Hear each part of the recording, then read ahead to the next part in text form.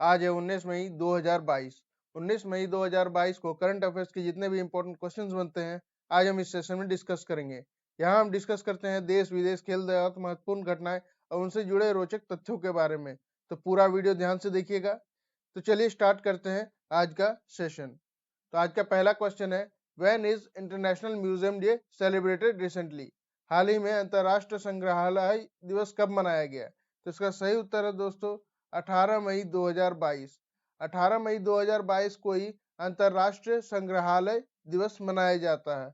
अब ये मनाया क्यों जाता है? क्योंकि किसी भी कल्चर में जो संग्रहालय है उसकी जो महत्वता है उसको उजागर करने के लिए, लोगों को बताने के लिए अंतरराष्ट्रीय संग्रहालय दिवस मनाया जाता है। और भारत में इस दिन का 18 मई का क्या महत्व है? भारत में 18 मई 1974 को ही पहला परमाणु जो ये बम ब्लास्ट था वो किया गया था। कहाँ किया गया था दोस्तों? पोखरण में। उसका नाम क्या था ऑपरेशन का नाम था ऑपरेशन स्माइलिंग बुद्धा। तो ऑपरेशन स्माइलिंग बुद्धा के तहत पहली बार पोखरण जो कि राजस्थान में है वहां पर एटम बॉम्ब ब्लास्ट किया गया था जिसका टेस्ट किया गया था। तो चलिए बढ़ते हैं अगले क्वेश्चन की तरफ।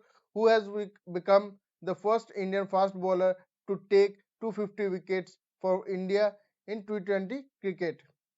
T20 क्रिकेट में भारत के लिए 250 विकेट लेने वाले पहले भारतीय तेज गेंदबाज कौन बन गए हैं? इसका सही उत्तर है दोस्तों जसप्रीत बुमराह। जसप्रीत बुमराह जी ने 250 विकेट लेके T20 में भारत का नाम रोशन किया है। तो ये है जसप्रीत बुमराह। तो चलिए बढ़ते हैं अगले क्वेश्चन की तरफ। Which state CM perform the first concrete pouring ceremony at the 5230 megawatt integrated renewable energy storage project? किस राज्य के मुख्यमंत्री ने 5230 मेगावाट एकीकृत अक्षय ऊर्जा भंडारण परियोजना में पहला कंक्रीट डालने का समारोह किया? इसका सही उत्तर है दोस्तों आंध्र प्रदेश। ये पहली बार है जब एक ही जगह पर सौर और पवन ऊर्जा को संग्रहित करने के लिए कोई सुविधा बनी है जो कि आंध्र प्रदेश में बनने जा रही है। इसकी लागत 22,000 करोड़ होने वाली है जिसको ग्रीनको ग्रुप और आर्सेलर मित्तल ग्रुप मिलके पूरा करेंगे। तो इसका पहला जो कंक्रीट डालने वाला जो सेरेमनी है, जो उद्घाटन सेरेमनी है, उसको किसने परफॉर्म किया है? उसको क्या है आंध्र प्रदेश के सीएम वाईएस जगन मोहन रेड्डी जी ने। तो आंध्र प्रदेश, चलिए जानते हैं आंध्र प्रदेश के बारे में। आंध्र प्रदेश की राजधानी है अमरावती। मुख्यमंत्री है वाईएस जगन मोहन रेड्डी। राज्यपाल है विश्वभूषण हरिचंद्रन और मुख्य न्यायाधीश है प्रशांत कुमार मिश्रा। तो चलिए जानते हैं और आंध्र प्रदेश के बारे में। कुचिपुड़ी यहाँ की प्रमुख नृत्य है। गोदावरी, कृष्णा, तंगभद्रा और पेन्ना प्रमुख नदियां। श्री वेंकटेश्वर मृगावणी महावीर हरणा वनस्थली आंध्र प्रदेश में राष्ट्र उद्यान है। कोरिंगा, कोलमकोंडा, रोलापाडू और श्री वेंकटेश्वर, कृष्णा और कौंडिन्या जो कि यहाँ पर प्रमुख वाइल्ड लाइफ सेंचुरीज हैं। नागार्जुन सागर श्रीशैलम यहाँ पर टाइगर रिजर्व है और कोलेरू लोक और पुरिकेट लोक आंध्र प्रदेश में है। यहाँ के जो प्रमुख त्योहार है उगादी, पोंगल और तिरुपति तिरुमाला ब्रह्मोत्सव मनाए जाते हैं यहाँ पर प्रमुख रूप से। चलिए बढ़ते हैं अगले क्वेश्चन की तरफ। Lieutenant governor of which union territory resigned recently? हाल ही में किस केंद्र शासित प्रदेश के उप राज्यपाल ने इस्तीफा दे दिया? इसका सही उत्तर है दोस्तों दिल्ली। दिल्ली की जो उपराज्यपाल है अनिल बैजल जी, उन्होंने अपने जो पर्सनल कारण है उससे इस्तीफा दे दिया। अनिल बैजल जी 1969 बैच के आईएएस ऑफिसर हैं। उनका कार्यकाल हालांकि 5 साल का 31 दिसंबर 2021 को ही पूरा हो जाने वाला था, लेकिन उनकी जो सेवाएं हैं उन्हें विस्तृत कर दी गई थी, बढ़ा दी गई थी और ये अभी कुछ दिन और रहने वाले थे उपराज्यपाल के पद पे, लेकिन उन्होंने अपने जो व्यक्तिगत कारण है उनसे इस्तीफा दे दिया। तो दिल्ली, चलिए जानते हैं दिल्ली के बारे में। दिल्ली के उपराज्यपाल थे अनिल बैजल जिन्होंने इस्तीफा दे दिया। यहाँ के मुख्यमंत्री हैं अरविंद केजरीवाल, उप मुख्यमंत्री हैं मनीष सिसोदिया और मुख्य न्यायाधीश है विपिन सांघी। तो चलिए बढ़ते हैं अगले क्वेश्चन की तरफ। Which country closed the bureau of Canadian broadcaster CBC in its country? किस देश ने अपने देश में कैनेडियन ब्रॉडकास्टर सीबीसी के ब्यूरो को बंद कर दिया? तो इसका सही उत्तर है दोस्तों रूस। रूस ने जो अपने यहाँ के जो मॉस्को में सीबीसी का जो ब्रॉडकास्टर का ब्यूरो था उसे बंद कर दिया। और इसका कारण क्या है दोस्तों?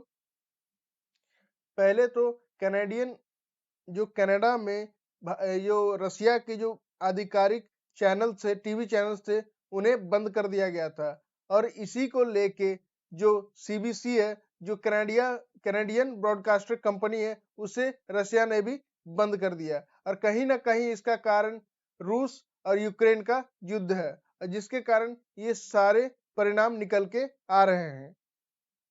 तो रशिया, चलिए जानते हैं रशिया के बारे में। रशिया की राजधानी है मॉस्को। यहाँ की मुद्रा है रशियन रूबल। राष्ट्रपति है व्लादिमीर पुतिन। प्राइम मिनिस्टर है मिखेल मित्सुतिन। और रशिया में भारत के राजदूत कौन है? वो है श्री पवन कपूर जी। रशिया में लेक बैकाल है। रशिया में उरल के पहाड़ भी हैं। तो चलिए बढ़ते हैं अगले क्वेश्चन की तरफ। Sweden and which country applied for NATO membership recently? Sweden और किस देश ने हाल ही में नाटो सदस्यता के लिए आवेदन किया है? तो इसका सही उत्तर है दोस्तों फिनलैंड।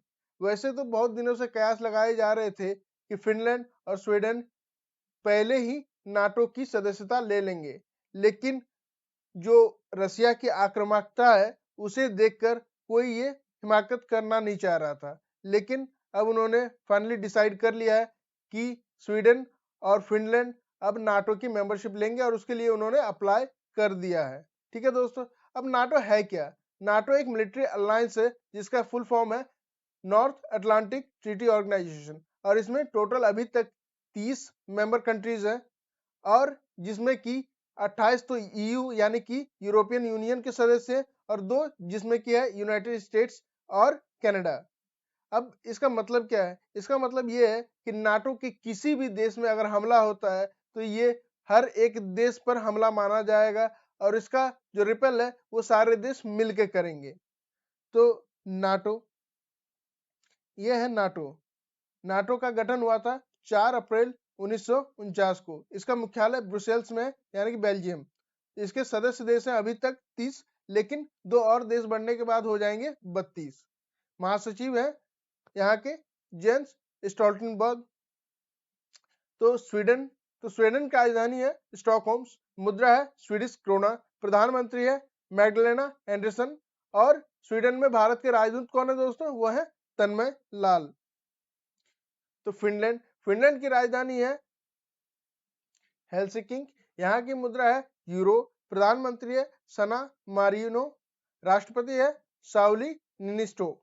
और फिनलैंड में भारत के राजदूत हैं रवीश कुमार। तो चलिए बढ़ते हैं अगले क्वेश्चन की तरफ।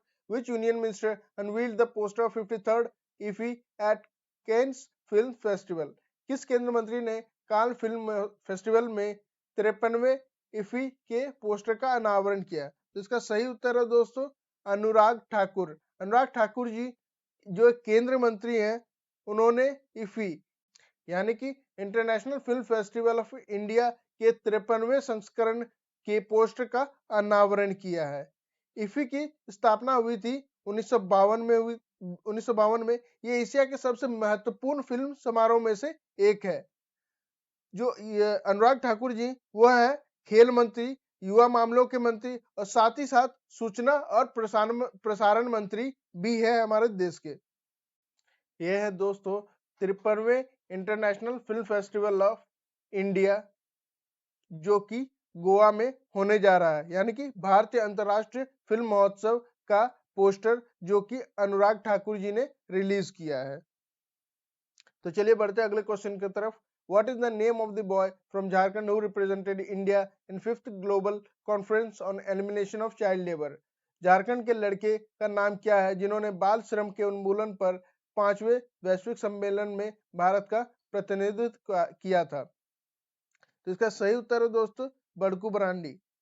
बड़कू मरांडी ही झारखंड के वो लड़के हैं जिन्होंने 5वें वैश्विक सम्मेलन में भारत का प्रतिनिधित्व किया था। वो 4 में से एक लड़के हैं। लेकिन हालांकि बड़कू मुर्मू जी इतने अभी चर्चा में क्यों है, उनका नाम इतना चर्चा में क्यों है? दरअसल हुआ क्या था कि झारखंड के गिरिडीह जिले में एक बाल श्रम के रूप में वो काम करते थे अभ्रक की खदानों में, और वहां से कैलाश सत्यार्थी फाउंडेशन ने उन्हें निकाला था, और उसके बाद से ही उन्हें उन पर बहुत सारा काम हुआ, उन्होंने बहुत सारा काम किया और उन्हें भेजा 5वें वैश्विक सम्मेलन में।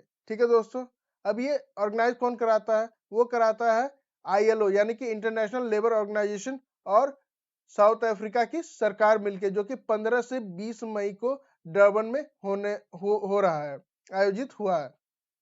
ठीक है दोस्तों, तो झारखंड के हैं वो, तो चलिए जानते हैं झारखंड के बारे में।